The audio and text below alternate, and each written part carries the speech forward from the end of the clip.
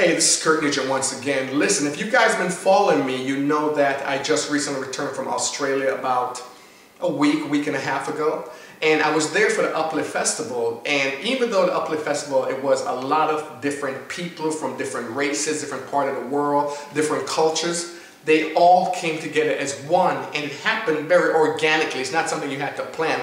People were just in that energy, in that spirit of love. Naturally, that's who they are.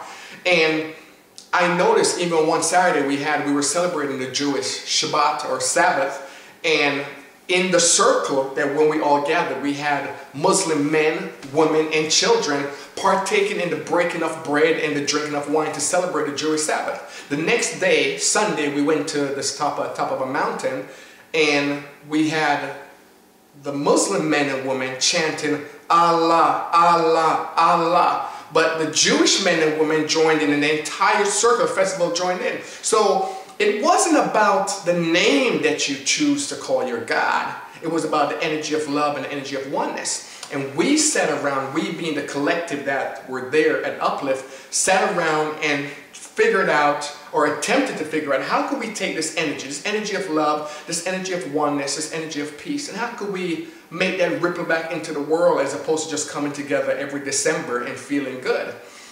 So one of the ideas that I had, I wanted to go back because we were charged individually and collectively to come up with these ideas and be the change that you want to see in the world. So my idea is I'm intending to come back, and this is what I'm doing now. I intend to come back to the United States, which I'm here now, and I'm going to find 10 young people between the ages of 18 and 25 and really give them, for lack of a better word, a mental makeover. When we get these 10 young people together, the first thing we're going to do is do an assessment of consciousness. So we'll ask them, well, where do you see yourself in 5 years, and what do you believe can stop you from achieving your goals, and so on and so forth. Can someone make you mad? And after the training that will last several months, maybe even 6 months, we will ask the same questions. You'll see different in consciousness. But what we're going to do is to really give them the information that I wish that I had at age 20. To let them know without any uncertainty that they're really in charge of your destiny. Your thoughts control your destiny. Let them know that no one can make you mad. Let them know that they're not a victim. And just really empower them to go out into the world and be better human beings. Be more loving, be more compassionate, be more empathetic human beings. But not just send them out in the world in a feel-good way and then allow them to fail or struggle. So part of the whole program that I'm putting together, and it's not just me, because I have a lot of support from my Uplift family, and I have a lot of support even here in the States when I came back and started speaking about ideas. So one of the things, we're going to engage with some entrepreneurs as well and teach them how to be successful in their own business, pursuing their passion. We're going to teach them, we're going to bring in a lot of different teachers. We're going to teach them about taking care of their body, their health, because you can't replace any body parts right now. And just bring them into that idea of being whole and being loving and being successful. Because again, if you're in that Maslow hierarchy of needs on the area of security or survival, you can't really get to self-actualization. So we really want to empower these young people to take them up to that next level.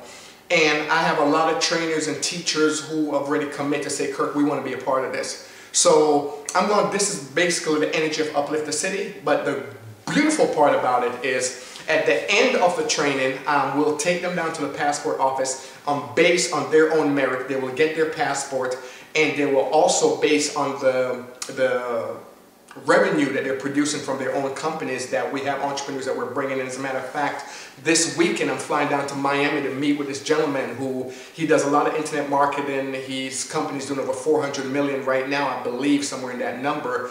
But when he started 4 years ago, he was homeless in a van in Hawaii. So again, I'm going to meet with him, speak to him more about how can I incorporate his strategies to get these students, or young people rather, to be more successful in all these other areas. We'll bring in spiritual leaders and just really a good positive mix of energy. Now, up in graduation, these young people, based on their own revenue, will fly to Australia.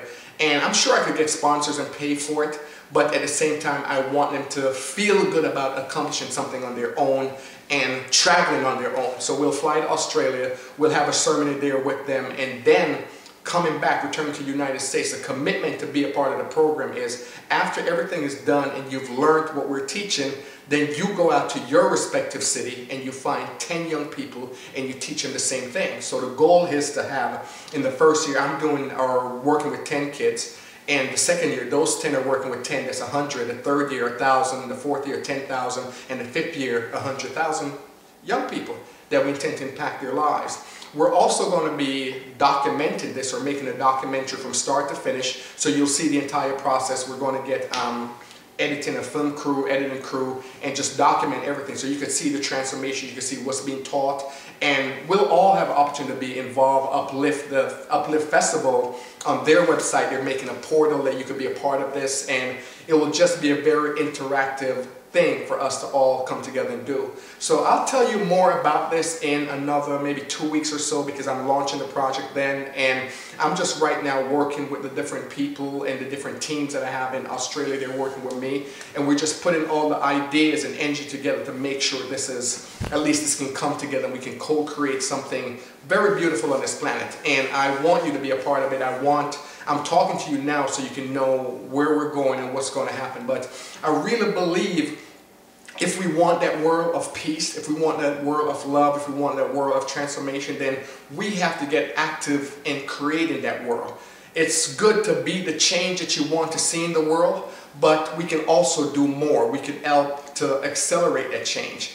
And again, this is my second year going to Uplift, and I've never seen anything like the energy I've seen there. I've never seen that type of love, that type of brotherhood, that type of concern for another human being, that type of oneness. And it is something that I would love to see permeate the entire planet. And this is just my little part, and you can get involved as well, because we're going to need your help, because it's a major project. But this is something I know that I can contribute to help move the world in the direction that I would like to see, as far as a more loving, more peaceful, more compassionate, more empathetic planet. So we'll talk more about this, and just, I'm feeling really great, and hopefully you can join us next year this year, 2014, in Australia, because what we're doing there is, for lack of a better word, amazing. So I'll see you later, talk to you soon, all right? I just appreciate the love. Take care. Bye-bye.